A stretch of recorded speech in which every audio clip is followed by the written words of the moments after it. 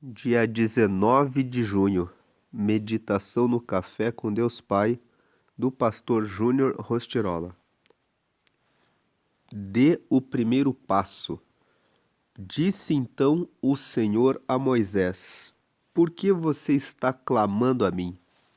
Diga aos israelitas que sigam avante. Êxodo, capítulo 14, versículo 15. Moisés clamava a Deus. O povo estava diante do Mar Vermelho e o exército egípcio vinha em seu encalço. Eles estavam em uma situação difícil, para a qual não havia solução aos olhos humanos. Deus dizia a Moisés: Vá, não pare. Deus está constantemente em busca de homens e mulheres que são capazes de confiar piamente nele, a ponto de colocar os pés na água, antes mesmo de ver o milagre. Ele espera uma atitude de você. Dê o primeiro passo em direção ao que não se vê. Muitas pessoas dizem: Estou esperando em Deus, mas eu quero dizer uma grande verdade. Deus está esperando por você. Ele espera uma atitude de obediência de sua parte. Ele fará a parte dele. O Senhor nunca falha em cumprir o que promete. Mas não basta só orar, sem a atitude de obediência. Na maioria das vezes, não temos dificuldades em saber a vontade de Deus, mas sim em obedecer. Enquanto a fé acende a promessa, a obediência concretiza o milagre. Obedecer sempre envolverá riscos. Por isso, sem fé, não existe obediência. Para que exista o milagre, é necessário o passo de fé, rumo ao improvável e desconhecido. Se eu não tivesse obedecido à voz de Deus e tivesse ficado esperando até que Ele me desse os recursos para fazer a sua obra, estaria sentado em meu escritório, reclamando que nada acontecera. Mas eu fui ousado, confiei, obedeci, e hoje os projetos sociais da Reviver estão aí, abençoando a nossa cidade. Vá em frente, caminhe, dê o primeiro passo. A frase de hoje é: Deus espera por você. Hoje é o dia 170 de 365. A leitura bíblica de hoje é 2 Coríntios, capítulo 10. A palavra-chave de hoje é obediência. Vamos entrar aqui no texto de Êxodo, capítulo 14. Nesse capítulo da Bíblia, nós vamos ler o que aconteceu com Moisés. Hoje, na mensagem, nós lemos sobre dê o primeiro passo. E nós lemos apenas um versículo em que Moisés olhou para o mar que estava na frente dele e olhou para Deus, perguntando o que fazer. E Deus disse para ele: Diga para o povo que marche. Talvez você leu esse versículo e ficou pensando: o que é que aconteceu nessa história? Então eu estou entrando aqui no texto de Êxodo, capítulo 14, para que você entenda essa mensagem. Você que nunca leu a Bíblia. E você que já leu a Bíblia, é um tempo de recobrar da memória aquilo que Deus pode fazer, que Deus tem todo o poder, que Ele não esqueceu de você e que não importa qual o tamanho do mar, do desafio, do vento que está à sua frente, ele continua sendo Deus. Vamos ler aqui Êxodo, capítulo 14. O Senhor Deus disse a Moisés: diga aos israelitas que voltem e acampem em frente de Piairote, entre Migdol e o Mar Vermelho, perto de Baal-Zefon. Assim o rei do Egito vai pensar que os israelitas estão andando sem rumo, perdidos no deserto. Só para contextualizar aqui, o povo de Israel era escravo no Egito. E Deus tinha feito algo terrível entre os egípcios para que eles deixassem o povo de Israel ir embora. Nos capítulos anteriores, Deus disse para Moisés: mate um cordeiro, pegue o sangue e passe nas portas de todos os israelitas. Vai passar um anjo do Senhor, e todas as portas que tiverem a marca do sangue, o anjo vai passar direto. Mas todas as portas que não tiverem a marca do sangue, o anjo vai passar e o primogênito morrerá.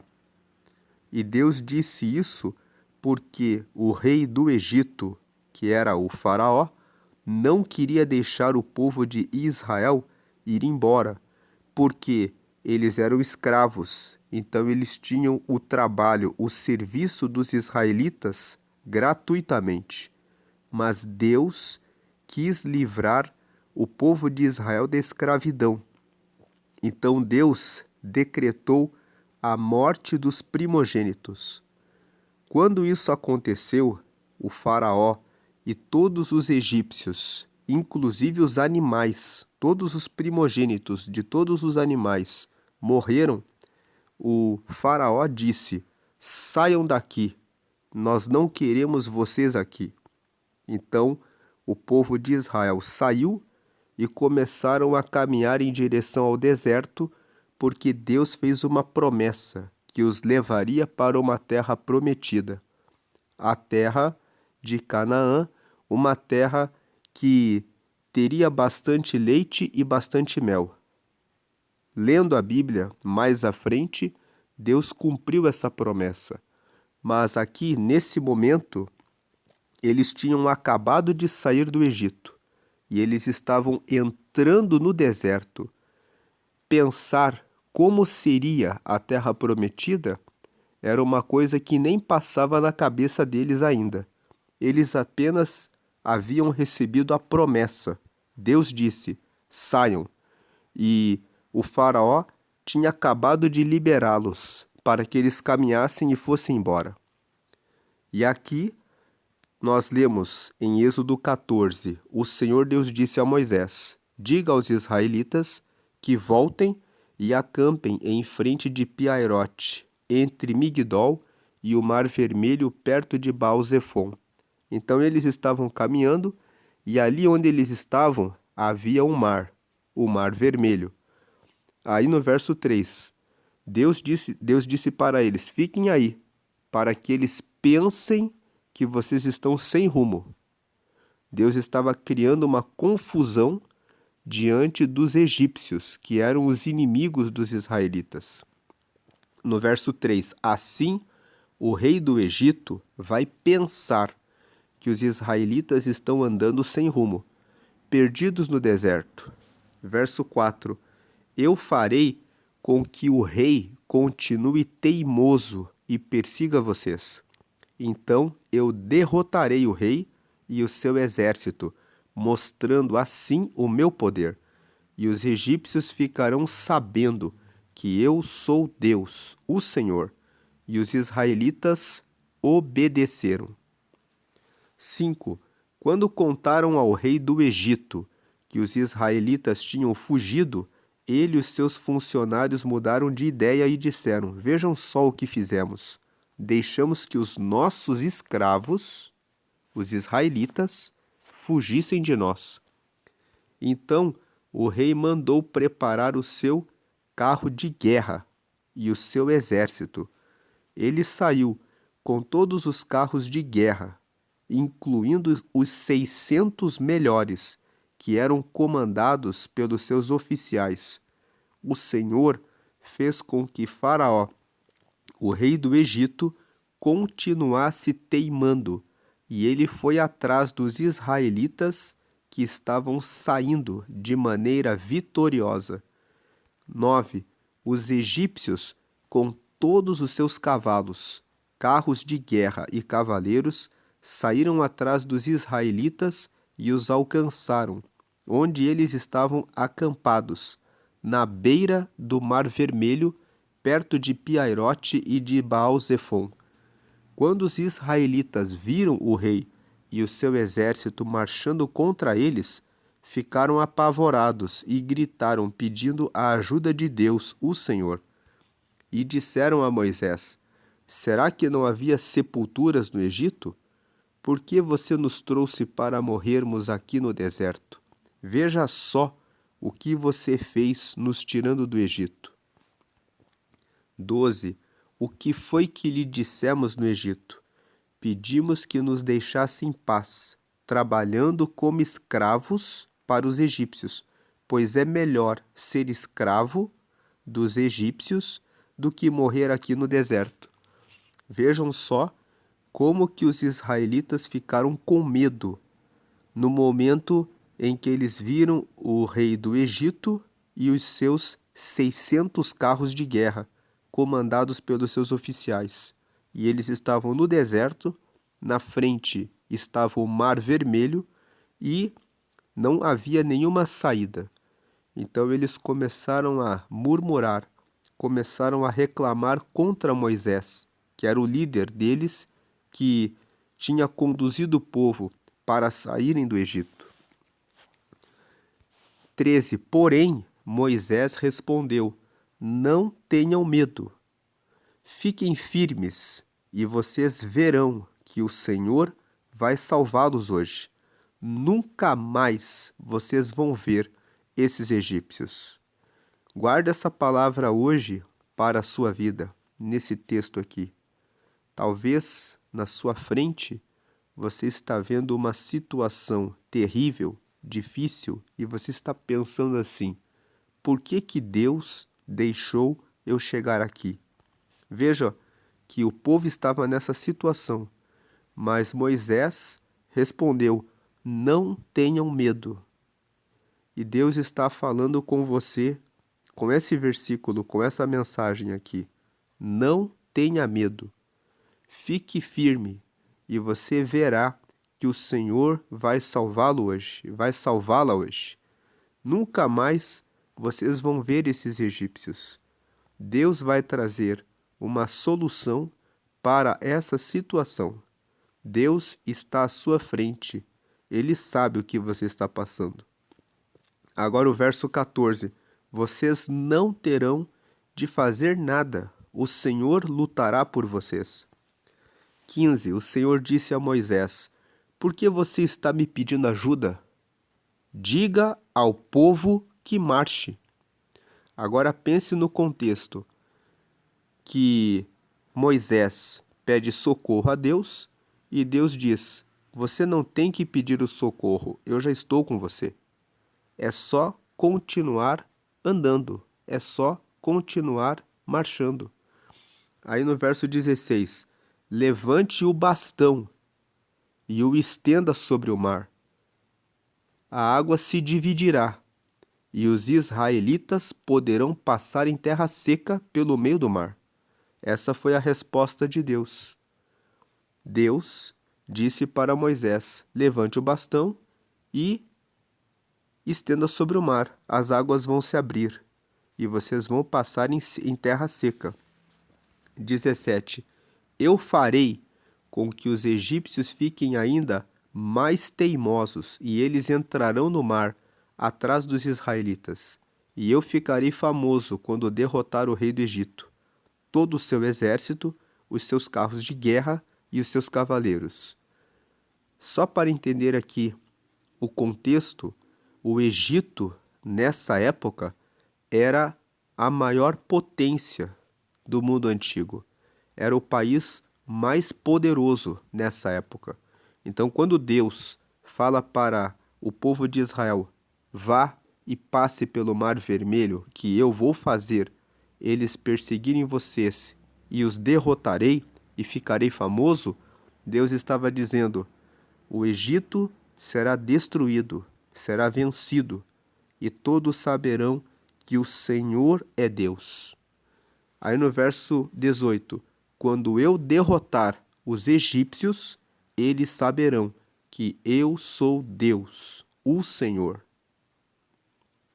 Então eu não sei qual a situação que você está passando, mas Deus está dizendo a você hoje, nessa mensagem aqui, que quando eu derrotar os egípcios, eu não sei qual é o problema, a situação que parece grande, parece gigante, parece forte aos teus olhos, mas o Senhor é Deus.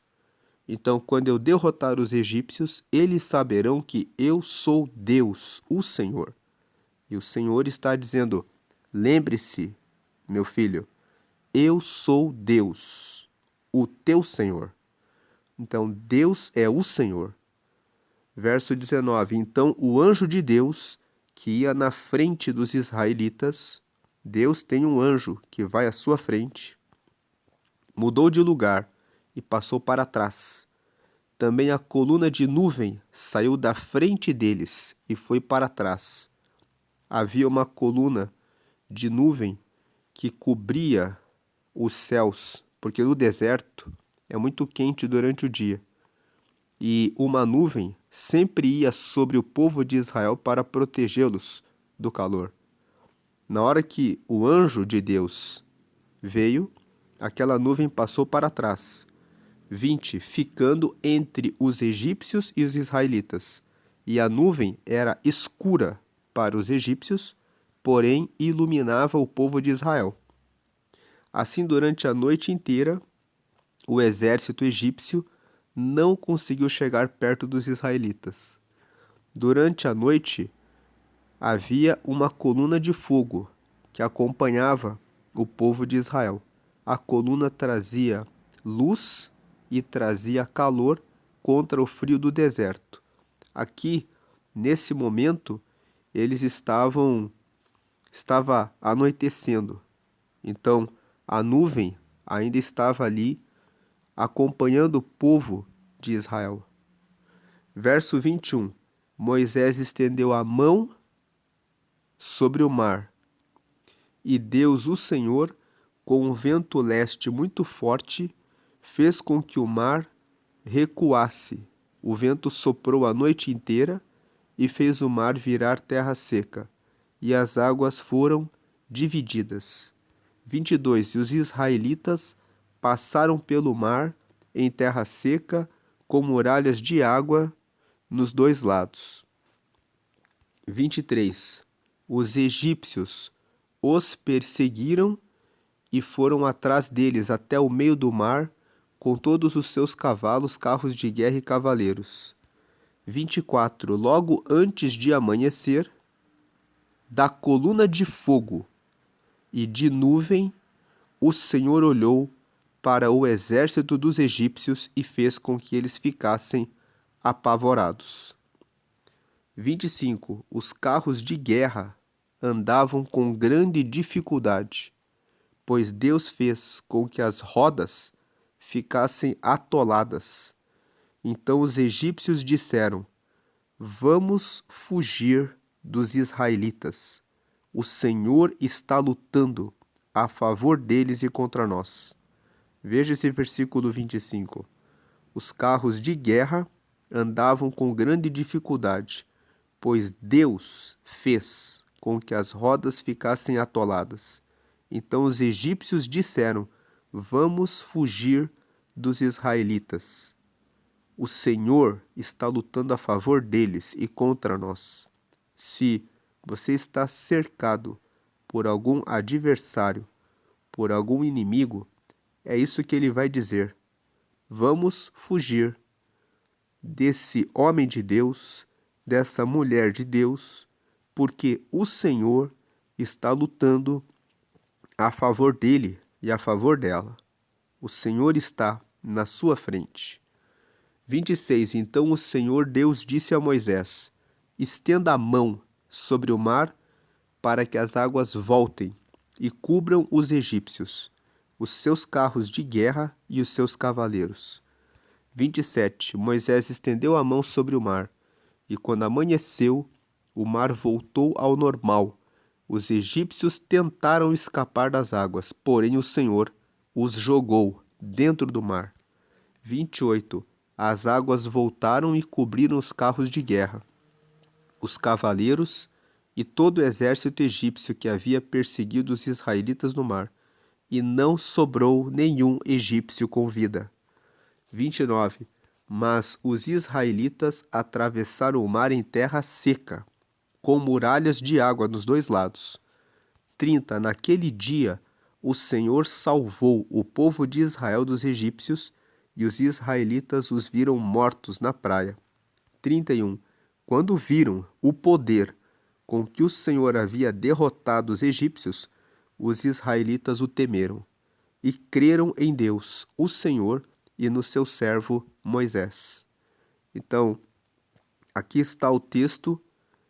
Eu li esse texto para você que nunca tinha lido esse texto aqui na Bíblia, que mostra que Deus pode abrir o mar, que Deus quer que você tenha fé nele, que você acredite que ele pode fazer aquilo que é impossível aos olhos humanos. Ele abriu o mar em duas paredes. Ele fez um vento passar sobre aquele mar, para que eles passassem no meio daquele mar em terra seca. Quando eles chegaram do outro lado, Deus disse para Moisés: agora dê uma ordem para que as águas voltem ao normal. E Moisés, tudo que ele teve que fazer foi obedecer a Deus. Ele obedeceu a Deus, levantou o bastão e as águas se dividiram. E depois ele estendeu a mão e as águas voltaram e os inimigos foram vencidos. Seja qual for a situação que você estiver passando, Deus quer que você tenha fé, que você tenha confiança nele. Nós lemos aqui nesse texto, em várias passagens, Deus dizendo: eu sou o Senhor. E ele está dizendo isso a você hoje. Eu sou o Senhor. Eu sou Deus. Não olhe para o mar que está à sua frente, porque eu sou Deus. Olhe para mim, porque eu sou Deus. Então, faça como Moisés, como o homem de Deus. Ele olhou para o Senhor, e ele confiou no Senhor, e ele obedeceu. E ele teve a atitude de levantar o bastão e crer na palavra de Deus. Creia na palavra do Senhor e faça o que ele tem orientado que você faça. Vá avante, porque o Senhor continua sendo Deus. Agora aqui na tela está a oração de confissão. Nessa oração de confissão, eu convido você que ainda não entregou a sua vida para Jesus, para que você aceite a Jesus. Você leu o texto que fala que Deus é o Senhor. E talvez você esteja pensando, tudo bem, Deus é o Senhor, mas como que eu faço para chegar até Deus? Então aqui está o caminho para que você possa chegar até Deus. Essa oração de confissão, você confessa que aceita a Jesus como Senhor da sua vida e como seu Salvador. Nós temos pecados e isso nos separa de Deus. Mas Deus, vendo os nossos pecados, enviou Jesus para que ele morresse na cruz por nós. Então Jesus, ele morreu por nós, e o sangue que foi derramado lá na cruz serviu para nos perdoar dos pecados. Por isso que toda pessoa que aceita Jesus está dizendo: eu aceito Ele como meu Senhor e aceito Ele como meu Salvador. Eu reconheço que tenho pecados e reconheço que Ele foi enviado por Deus e que o sangue dele me purifica de todo o pecado. Então eu aceito Jesus. Eu aceito, eu reconheço os meus pecados e eu aceito que o sangue dele me justifica dos pecados. E dessa forma, quando você aceita Jesus, você pode ir até Deus, porque os seus pecados são lavados pelo sangue de Jesus. E dessa forma você pode chegar até Deus como filho e como filha. E quando você vai até Deus, Deus dá o Espírito Santo, que é a terceira pessoa da Trindade. Nós temos o Deus Pai, o Criador de todas as coisas, temos o Deus Filho, que é Jesus, que veio e morreu para nos dar o perdão dos pecados, e temos o Espírito Santo, que é a terceira pessoa da Trindade, que é a manifestação de Deus na vida de todos os que recebem Jesus. Quando você recebe Jesus, você se torna filho, se torna filha de Deus, e Deus dá o presente dele, que é a presença dele. O Espírito Santo é o Espírito do próprio Deus, que mora, entra no coração e passa a morar naquele que recebe a Jesus. Você passa a estar ligado a Deus. Você passa a estar ligada a Deus, porque você recebe esse selo, essa marca, que é o Espírito Santo, que é a presença do próprio Deus na sua vida. E você também tem o seu nome registrado no livro da vida, que é um livro que fica no céu, que registra o seu nascimento no reino de Deus. Da mesma forma que uma criança recebe um registro no cartório, quando nasce, você, quando aceita Jesus, nasce para o reino de Deus e o seu nome é registrado nesse livro que se chama Livro da Vida. Você pode conferir sobre o livro da vida em Apocalipse, no capítulo 20. Lá no último livro da Bíblia, no livro de Apocalipse, no capítulo 20, está escrito que haverá um dia de juízo final. Todos aqueles que estiverem com o seu nome nesse livro vão herdar o reino de Deus, porque da mesma forma que um filho entra na casa dos seus pais livremente, aqueles que têm o seu registro no livro da vida como filhos de Deus entram nos céus. Então, se você ainda não fez essa oração, é momento de você fazer essa oração. A Bíblia fala em Romanos, no capítulo 10, que para você ser filho, ser filha de Deus, é preciso duas coisas: crer que Deus ressuscitou Jesus dos mortos. Quando você crê nisso, você está dizendo que acredita que Deus pode ressuscitar você depois da morte. E por segundo, é necessário confessar Jesus com a boca. Então creia no coração que Deus ressuscitou Jesus dos mortos, que Jesus é o Filho de Deus, que o sangue dele purifica do pecado, que ele morreu por todos nós. E confesse fazendo essa oração que está aqui na tela comigo. Diga: Senhor Jesus, eu te aceito como meu único Senhor e Salvador. Perdoa meus pecados e me dá o teu Espírito Santo para me guiar até o céu. Escreve meu nome no livro da vida, em nome de Jesus. Amém. Procure uma igreja que prega que somente Jesus merece receber todas as nossas orações. Jesus é suficiente. Ele morreu por todos e vá somente a Jesus. Ele ouve e responde às suas orações. Vá somente a Jesus. Ele é mais do que suficiente. Ele ouve todas as orações e responde todos que buscam a Ele. Participe das reuniões de oração.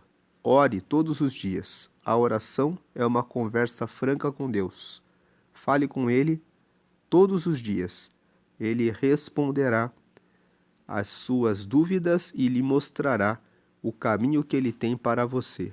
Vamos orar. Senhor, te agradecemos porque o Senhor é Deus Todo-Poderoso, Criador dos céus e da terra, que deu seu Filho para morrer em nosso lugar e nos dar a salvação dos nossos pecados e abrir o caminho dos céus para sermos teus filhos, para podermos ter a tua presença pelo teu Espírito Santo que mora em nós. Pedimos agora que o Senhor venha fortalecer a fé daqueles que estão fracos, daqueles que estão pensando: Deus me abandonou, Deus esqueceu de mim, Deus colocou esse mar na minha frente e eu não consigo passar. Mas esse mar é para a glória de Deus, é para revelar a tua grandeza, é para revelar o teu poder, é para revelar que o Senhor é Deus e que não há barreira, obstáculo, problema ou situação difícil que seja difícil para o Senhor. O Senhor é Deus que faz o que é impossível para o homem e para a mulher. E seja qual for o impossível que está na frente desse homem e dessa mulher que agora está orando, que o Senhor agora faça como o Senhor fez com aquele mar vermelho. O Senhor fez que o mar se dividisse, que se levantassem duas paredes, e o teu povo passou em terra seca no meio daquele mar. E o Senhor deu vitória para o povo de Israel porque confiaram e obedeceram no Senhor. Então eu peço que o Senhor agora traga confiança para que esse teu filho, essa tua filha, receba força para crer, para avançar e tomar a atitude que deve tomar para passar para o outro lado com a vitória do Senhor. Derrama saúde e cura para os doentes, derrama libertação para os que estão presos em vícios, arranca todo tipo de pecado. Se alguém está preso à pornografia, que o Senhor agora liberte essa pessoa desse mal, que seja arrancado esse pecado, que essa pessoa tenha força para prosseguir livre desse mal. Se alguém está preso na bebida e não consegue se libertar, que o Senhor hoje quebre a corrente e a cadeia em nome de Jesus. E se alguém está preso, acorrentado em prisão, que o Senhor agora envie missionário para pregar a tua mensagem lá dentro da prisão, para que essa pessoa receba a tua palavra, se arrependa e saia de lá completamente livre para seguir o teu nome e a tua verdade. Eu peço também que o Senhor abra a porta de trabalho para aqueles que estão precisando de uma nova colocação. Que o Senhor agora traga saúde e restauração na família e nos casais. Que o Senhor agora venha trazer a restauração na vida conjugal, sentimental, emocional, financeira, pelo nome de Jesus. Faz assim, para a glória do Pai, para a glória do Filho e para a glória do Espírito Santo. Agradecemos. Amém. Dê glória ao Pai, porque o Pai, Ele nos ama e enviou o seu Filho para dar a vida, para recebermos o acesso a Ele. Dê glória ao Filho, porque Ele veio e tomou o nosso lugar. Ele deu a vida dele para que pela vida dele hoje possamos ter vida. E dê glória ao Espírito Santo, porque ele nos acompanha, orienta, dirige, consola, conforta e nos ajuda nessa caminhada até o céu. Amém. Agora vamos fazer a leitura bíblica de hoje. A leitura bíblica de hoje é 2 Coríntios, capítulo 10. Aqui nesse texto, Paulo está falando com os coríntios. Os coríntios são os cidadãos da cidade de Corinto. Essa cidade existe ainda hoje, fica na região da Grécia. E Paulo esteve em Corinto e ele fundou uma igreja. E quando Paulo fundava uma igreja numa cidade, quando ele ia para outros lugares, ele escrevia cartas para orientar as igrejas, para que os cristãos pudessem permanecer firmes em Cristo. Então ele escreveu 2 cartas para Corinto, 1 Coríntios e 2 Coríntios, que estão no Novo Testamento. Aqui, em 2 Coríntios capítulo 10, Paulo vai falar que ninguém deve se vangloriar, achando que é importante porque ocupa algum cargo de pastor ou porque ocupa alguma liderança. Mas cada pessoa que ocupa essa função deve se preocupar exclusivamente em anunciar o nome de Jesus. E todo pastor deve assumir a sua liderança levando em consideração os limites do poder que Deus deu a cada um e não ficar se comparando com outros pastores, querendo dizer que os outros são melhores ou piores em relação a critérios próprios. É Deus que dá os limites de cada pastor. Então ele fala aqui para os coríntios que eles permaneçam firmes no Evangelho e que eles permaneçam em obediência para que ele possa viver em paz como pastor deles e não ter que chamar a atenção deles, porque se eles obedecerem a Deus, ele não precisa usar de palavras mais duras. Então vamos ler aqui. Dizem que eu sou humilde quando estou com vocês, mas duro quando estou longe. Pois eu, Paulo, faço este apelo a vocês em nome de Cristo, que foi carinhoso e bondoso. Quando eu for aí, não me obriguem a ser duro, pois eu tenho certeza de que posso agir com dureza contra os que afirmam que fazemos as coisas por motivos humanos. Então, Paulo aqui estava sendo atacado. Você vê que ele diz assim: dizem que eu sou humilde. Dizem, fala que havia pessoas que estavam falando, criticando o ministério de Paulo.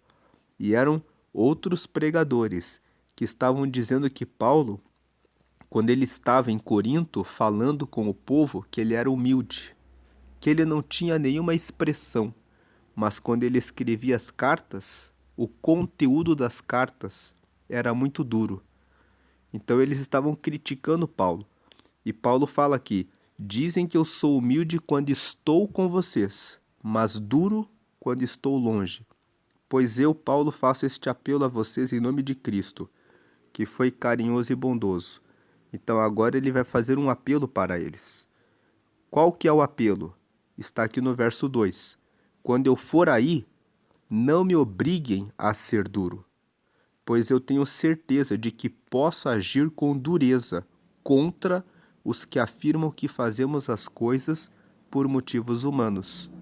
Então, dá de entender aqui que estavam dizendo que Paulo só pregava por motivos humanos.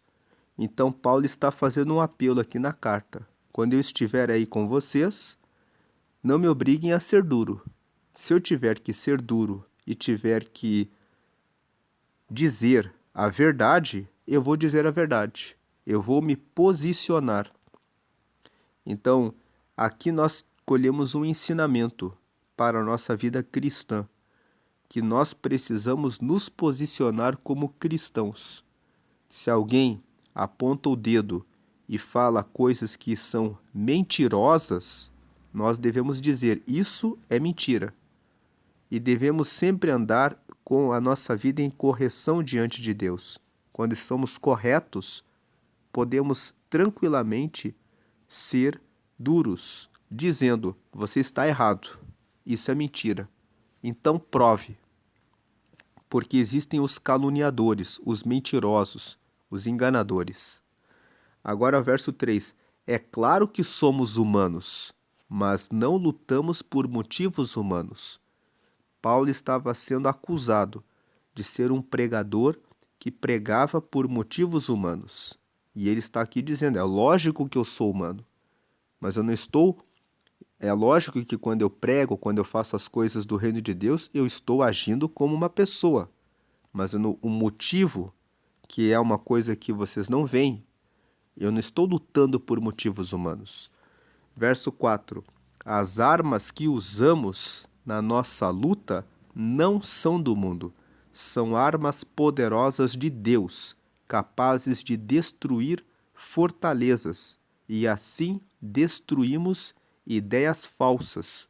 5. E também todo orgulho humano, que não deixa que as pessoas conheçam a Deus. Dominamos todo pensamento humano e fazemos com que ele obedeça a Cristo. Olha como esses versículos 4 e 5 são poderosos. Paulo diz: o poder, as armas que nós usamos para lutar não são do mundo. Paulo está falando aqui a respeito de armas espirituais e também do conhecimento da palavra. Então, Paulo está dizendo: as armas que nós usamos são a oração, o jejum e o conhecimento da palavra. São essas as armas que nós usamos na nossa luta. Essas armas não são do mundo. A oração é do mundo espiritual. O jejum é do mundo espiritual. A leitura da palavra com a revelação que é dada pelo Espírito Santo também não é do mundo. São armas espirituais. Então essas armas são armas poderosas de Deus, capazes de destruir fortalezas. Com essas armas, a oração, o jejum e a leitura da palavra com a sua interpretação dirigida pelo Espírito Santo, isso destrói as fortalezas da ignorância, da que é a falta do conhecimento de Deus. E assim destruímos ideias falsas. E o verso 5: e também todo orgulho humano que não deixa que as pessoas conheçam a Deus. Havia pessoas que estavam mais preocupadas em fazer discípulos. Eles não estavam realmente preocupados em que as pessoas fossem até Jesus. Eles queriam ter seguidores. Então, Paulo está dizendo: esse orgulho humano que não deixa que as pessoas conheçam a Deus também é derrubado pelas armas poderosas de Deus. Nós dominamos todo o pensamento humano e fazemos com que ele obedeça a Cristo. Então ele está dizendo: todo argumento, todo pensamento, tudo que falarem que não esteja de acordo com a verdade de Jesus será combatido. E como que se combate isso? Pelo conhecimento da palavra. São armas poderosas de Deus. Aí verso 6: e quando vocês provarem que são obedientes, estaremos prontos para castigar qualquer desobediência. Então Paulo aqui está dizendo que toda a desordem, toda a desobediência receberia o seu castigo. Verso 7: vocês julgam as coisas pela aparência. Se uma pessoa tem certeza de que pertence a Cristo, deve pensar de novo a respeito disso, pois nós também pertencemos a Cristo, tanto quanto essa pessoa. Então Paulo não fala de quem, aqui nós não sabemos quem era essa pessoa, mas havia alguém que estava falando que era mais de Cristo do que Paulo, e estava ali infiltrada na igreja. Então, Paulo vem e diz: vocês julgam as coisas pela aparência. Podem ter pessoas que parecem que realmente andam com Deus. E pode ser que essas pessoas estejam julgando os outros e dizendo: o outro lá não é de Deus. Toda discussão entre pessoas de denominações diferentes que ficam dizendo: esse é de Deus, aquele não é de Deus, esse é de Deus, aquele não é de Deus, são são conversas que não servem para nada. O que importa é se as pessoas que dizem que realmente são de Deus estão obedecendo à palavra. Então, Paulo diz aqui no verso 7, vocês estão julgando as coisas pela aparência. Se uma pessoa tem certeza que pertence a Cristo, deve pensar de novo a respeito disso. Ele está dizendo, chamando a atenção, se alguém pensa, eu realmente ando com Jesus, pense melhor. Veja se realmente está com Jesus. Pois nós também pertencemos a Cristo, tanto quanto essa pessoa. Então ele está dizendo, se alguém está aí dizendo, eu sou de Deus e Paulo não é, é melhor pensar direito, porque eu também sou de Cristo. Eu sigo a Cristo. Então, se a pessoa se acha no lugar de ficar no orgulho de que é mais crente, é mais cristão, é melhor, porque é daqui ou dali, pense melhor. Reflita se realmente está em Jesus, levantando esse tipo de discussão, esse tipo de conversa. 8. O Senhor Jesus me deu autoridade sobre vocês, não para destruí-los, mas para fazê-los crescer espiritualmente. E Paulo aqui mostra que ele tinha muito entendimento da missão dele. Ele fala, o Senhor me deu autoridade sobre vocês. E fala aqui sobre saber que ele tinha aquela autoridade dada por Deus, não para destruí-los, mas para fazê-los crescer espiritualmente. Isso aqui nos traz uma aplicação. Tem pessoas que querem estar à frente da igreja porque querem ter algum tipo de poder em relação ao próximo. Ministério não é brincadeira para orgulho, para vaidade de homem. Ministério é uma missão dada por Deus para trazer as pessoas para que cresçam espiritualmente. E embora eu tenha me orgulhado um pouco, Paulo confessa que ele ficou um pouco orgulhoso. Embora eu tenha me orgulhado um pouco demais da minha autoridade, não tenho nada do que me envergonhar. Então ele está dizendo assim, eu fiquei um pouco orgulhoso, Deus me colocou aqui na frente da igreja, mas eu não tenho vergonha disso. Versículo 9, eu não quero que pareça que estou tentando assustar vocês com as minhas cartas. 10. Alguém vai dizer, as cartas de Paulo são severas e duras, mas quando ele está conosco é tímido e quando fala é um fracasso. Dá de entender aqui que quando Paulo estava presente na igreja, ele estava ali em comunhão com os irmãos, ele não via motivos para corrigi-los. Então ele falava menos, se manifestava menos. Quando ele estava longe e ele recebia notícias de que havia pecado naquela igreja, ele escrevia cartas corrigindo a igreja. Então havia pessoas que estavam dizendo de Paulo, quando ele escreve as cartas dele, ele escreve com um monte de correção, mas quando ele vem aqui, ele dá o sermão dele não é de nada. Veja que Paulo estava sofrendo essas críticas de pessoas. 11. Porém, essa pessoa deve saber que não existe diferença entre o que escrevemos nas cartas quando estamos longe e o que fazemos quando estamos aí com vocês. 12. É claro que não nos atrevemos a nos igualar ou a nos comparar com aqueles que pensam que são tão importantes. Você vê que no 12 havia pessoas que se achavam importantes.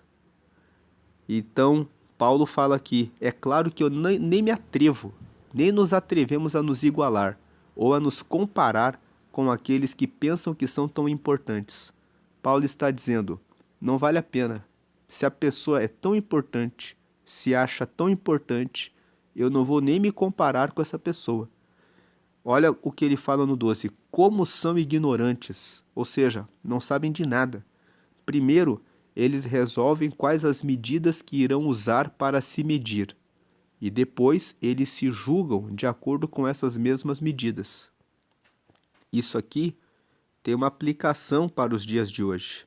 Muitas pessoas estabelecem padrões, porque se você tiver esse curso, se você falar tantas línguas, se você fizer isso, se você fizer mais aquilo, aí sim você é um grande pastor.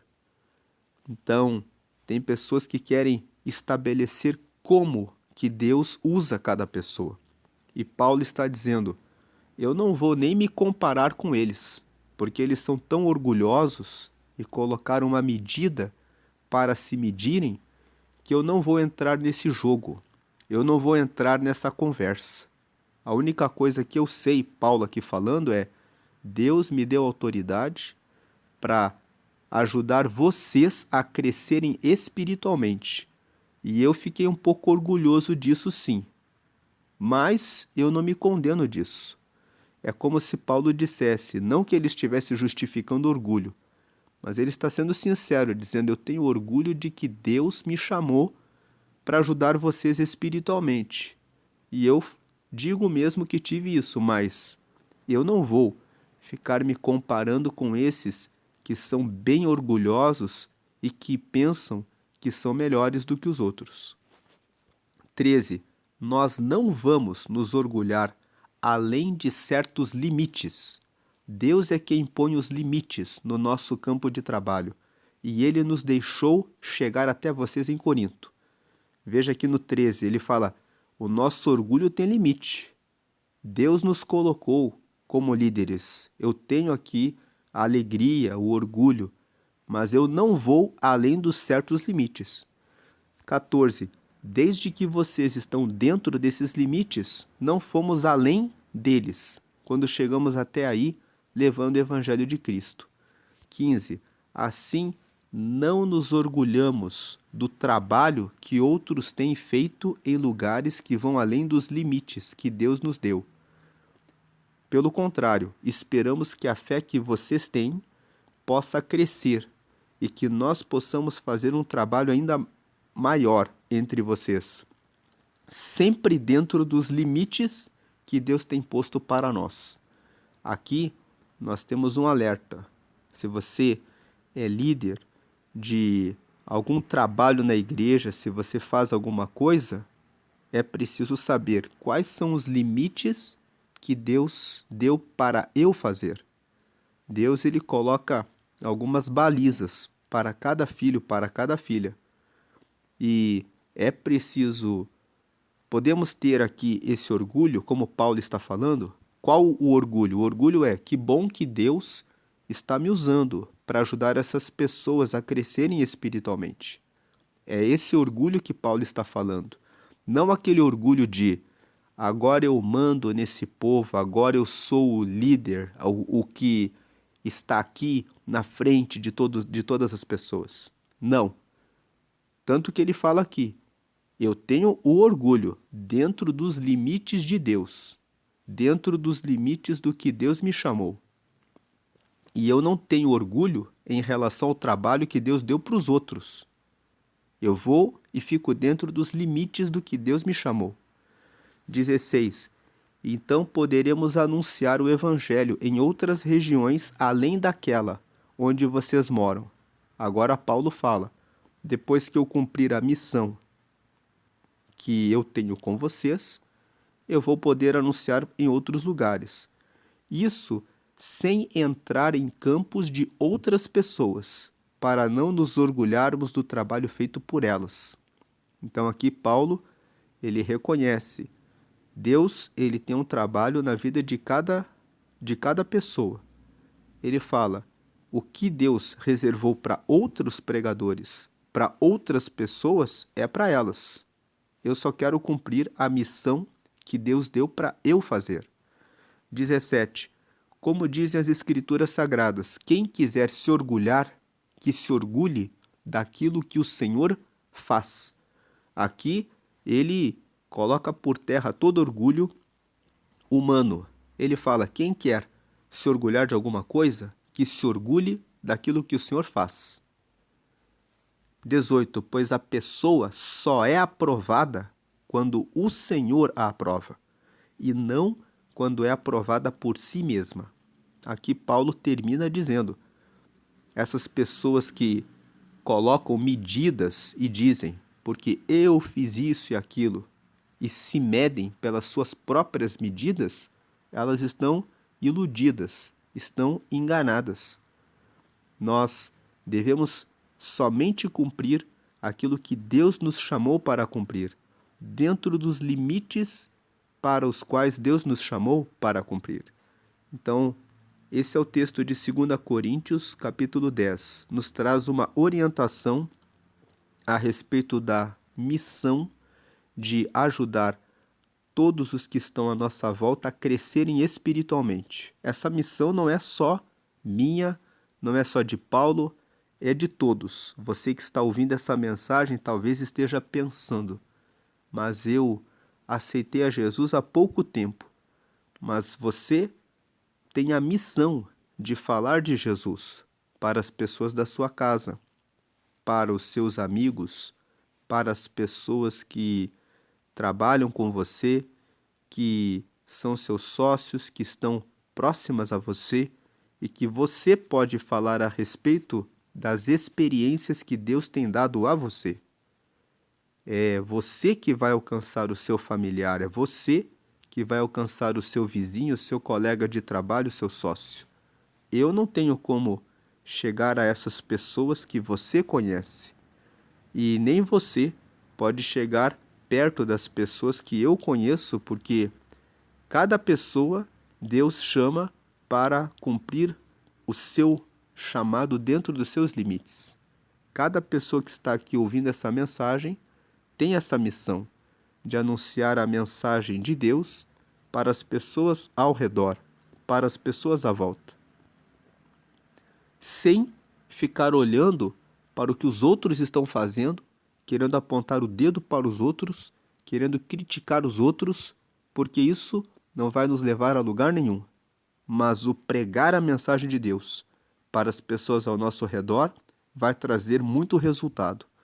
As pessoas vão conhecer Jesus e vão ter a chance de viverem, de terem a comunhão com o Espírito Santo, de serem filhos, de serem filhas de Deus.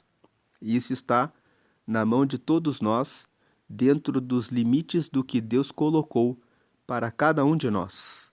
Cumpra a sua missão, faça a sua parte, anuncie as maravilhas, as experiências, o que você tem vivido com Jesus. Compartilhe o nome dele, começando pela sua casa e avançando para os vizinhos, para os colegas de trabalho, para os sócios, para os lugares em que ele tem levado você e para as pessoas que ele tem colocado diante de você.